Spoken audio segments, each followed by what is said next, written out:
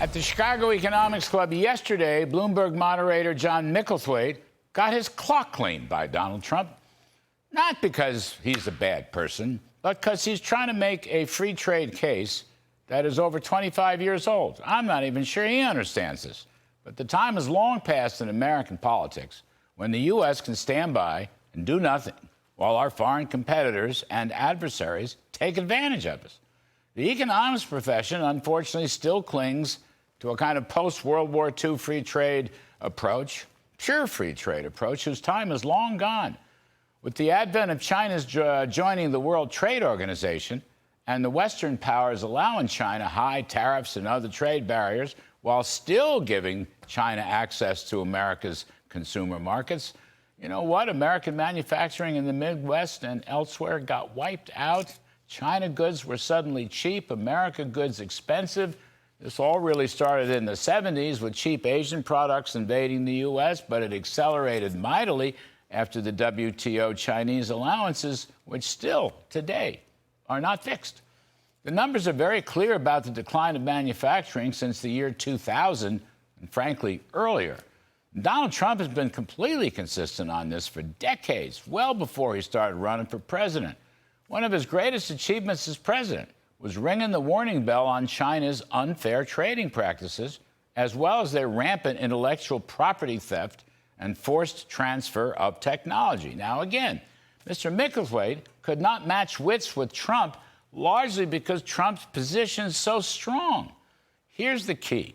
Trade reciprocity is now the new free trade. Ironically, the very tariffs that the liberal economic establishment hates so much are the pathway to free trade. The argument is simple. Countries with unfair trading practices will be denied access to the great American market unless they lower their trading barriers.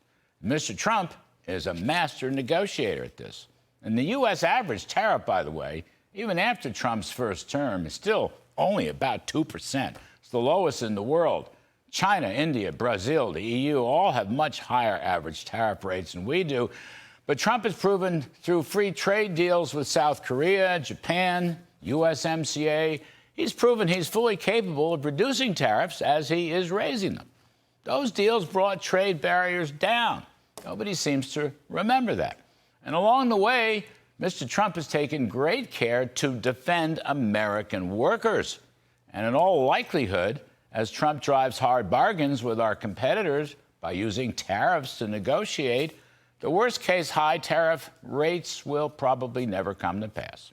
In addition, Mr. Trump is willing to provide American companies with a low 15% corporate tax rate and 100% expensing depreciation for machinery, for equipment, for research, for development, all to help them get through any difficult times.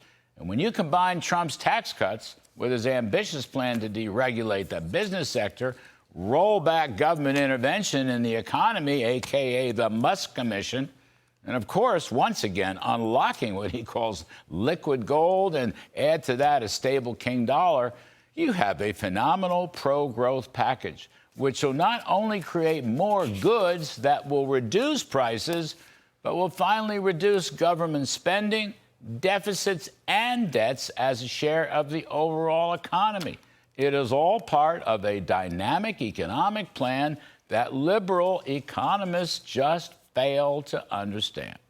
Sorry about that, folks. And that is the riff. All right.